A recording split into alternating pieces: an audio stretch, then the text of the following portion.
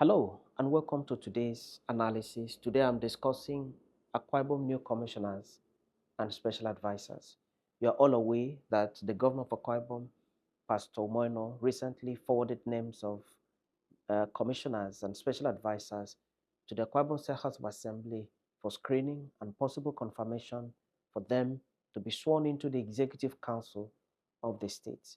I am making a breakdown of the names, the number, the names where they are from, the local governments that have been represented, the ones that have been excluded, and all that. That's the essence of this video. Now let's look at it. What's the number of persons that have been sent to the House of Assembly?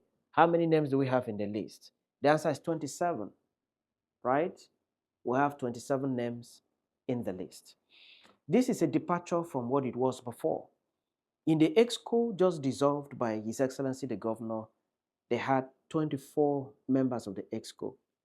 So this time around, His Excellency has appointed 27 names and has forwarded them to the House of Assembly. So that means that in the current list, the governor has made 3 more appointments, 3 more nominations to increase the number from 24 to 27. Out of these 27, how many of them were in the previous EXCO? The answer is 9. 9 of them were in the previous EXCO, so they are returning to the EXCO. 18 of them were not in the previous EXCO. So there are new faces in the EXCO. 18, right? Now, among these 18, there are some that have never been appointed as commissioners. They've never served as commissioners or special advisors. So they are new in the Executive Council. Among these 18 also, there are some that had served as commissioners, but not in the present administration. Some of them served as commissioners in the government of His Excellency, Senator Godswill Akpabio, when he was governor of Akwa Ibom. Others served as commissioners during the tenure of His Excellency and also served during the tenure of Udom Gabriel Emmanuel. So they form part of the new faces that have been nominated by His Excellency the Governor into the present cabinet of 27 members that the governor has forwarded the names to the House of Assembly. Now let's look at another thing. We look at gender, the gender composition of these 27. I did say that my discussion will center around these 27. We look at gender. Out of these 27, 4 of them are women. 4 of them are women. And 23 are men. If you look at it in terms of percentage, so that means women have 14% and men have 86% of representation in the new EXCO of His Excellency the Governor. Right? Now, let's look at who among these was in the House of Assembly. 3 of them are former members of the House of Representatives. 3 of the persons that have been appointed this time around, have been nominated. 3 of them had been in the House of Representatives in Abuja. Some of them served for 8 years, others served for 4 years. But the answer is that 3 of the new names that have been nominated by His Excellency the Governor of Akwa Ibom are former members of the Federal House of Representatives. One of the new names, one of the persons in the 18 new names is a former member of the Akwa Ibom State House of Assembly. Now let's look at another very critical aspect of this. We look at youth representation. In all fairness to the governor, a number of persons in the youth population have been represented among these 18. I've seen someone that is not up to 32, right? He's been appointed. He has a PhD in his field of endeavor, and he has been appointed by His Excellency the Governor to form part of the new Executive Council of the state. I've also seen a lot of other persons in the youth bracket, and they have been appointed. Some of them have master's degrees, but all of them are well educated, well exposed, and I'm sure they have the needed competence to make their contribution to the State Executive Council. Now, let's look at the spread on the basis of federal constituencies. Akwa Ibom has 10 federal constituencies, okay? So we normally elect 10 persons to go to Abuja and represent Akwa Ibom in the Federal House of Representatives. So that's how we have 10 federal constituencies. Let's look at the spread in accordance with federal constituencies that we have in Akwa Ibom. Eket Federal Constituency has 5 nominees. This federal constituency has 4 local government areas. So that means all the 4 local government areas in Eket, they have been represented in this 27. In fact, they even have extra. And that's why they have 5 nominees from Eket Senatorial District representing 4 local government areas. Abak Federal Constituency has 3 local government areas. Abak Etimegbuika, right? Now, they have 3 nominees. That means Abak Federal Constituency has been fully represented in the 27 names that His Excellency the Governor has forwarded to the House of Assembly for screening. Uyo Federal Constituency has 4 local government areas and they have 4 nominees in these 27. That means all of them have been fully represented. Etinan Federal Constituency has 3 local government areas and they also have 3 nominees in these 27. The implication of that is that Etinan has been fully represented in these 27.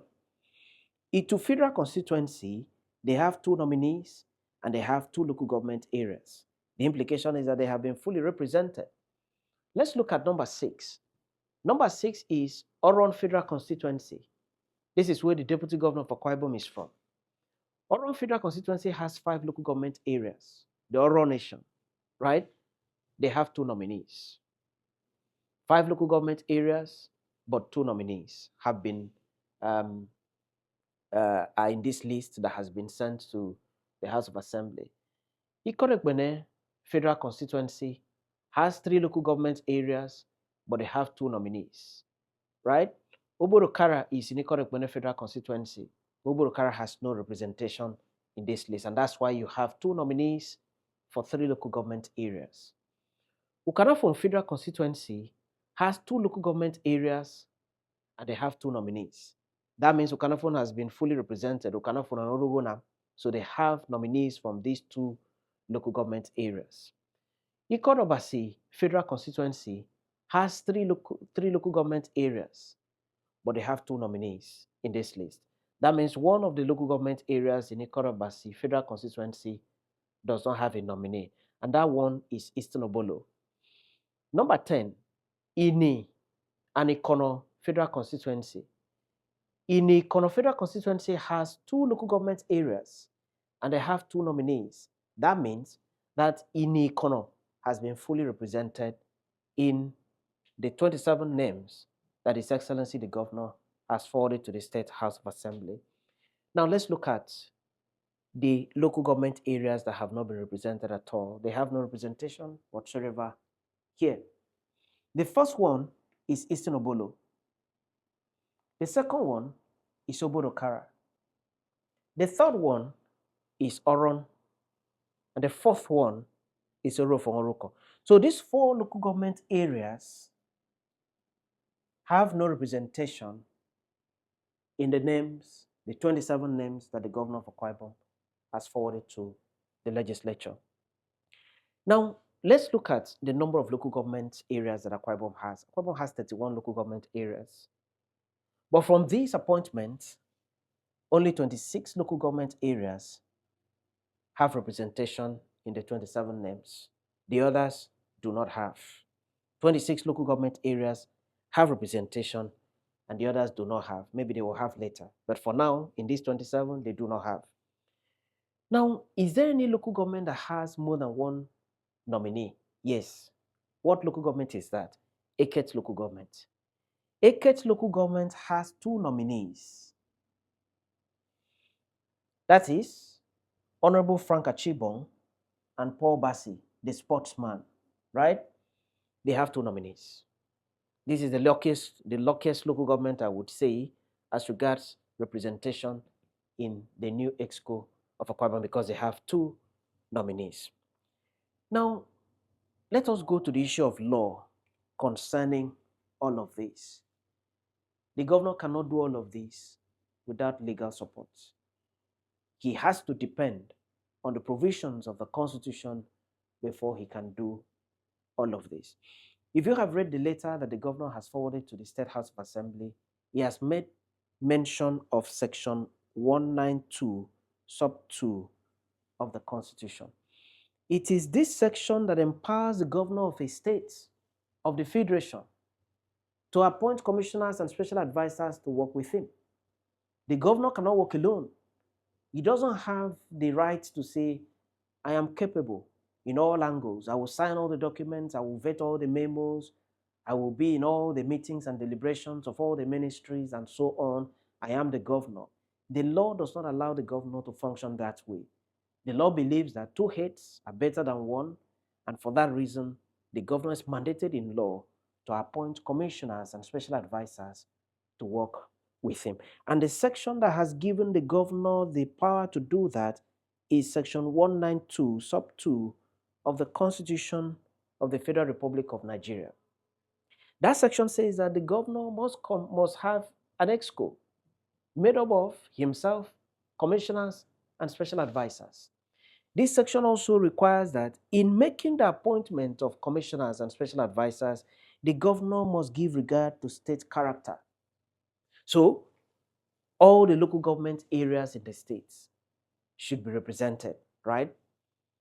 As much as possible, there should be that spread to ensure that everybody has a sense of belonging and that everybody, has that belief that, oh, we are from this state, we have been recognized, we've been contributing during election, and for that reason, we have been recognized, and then we are fine, we are comfortable with the fact that we are recognized as being integral part of the state.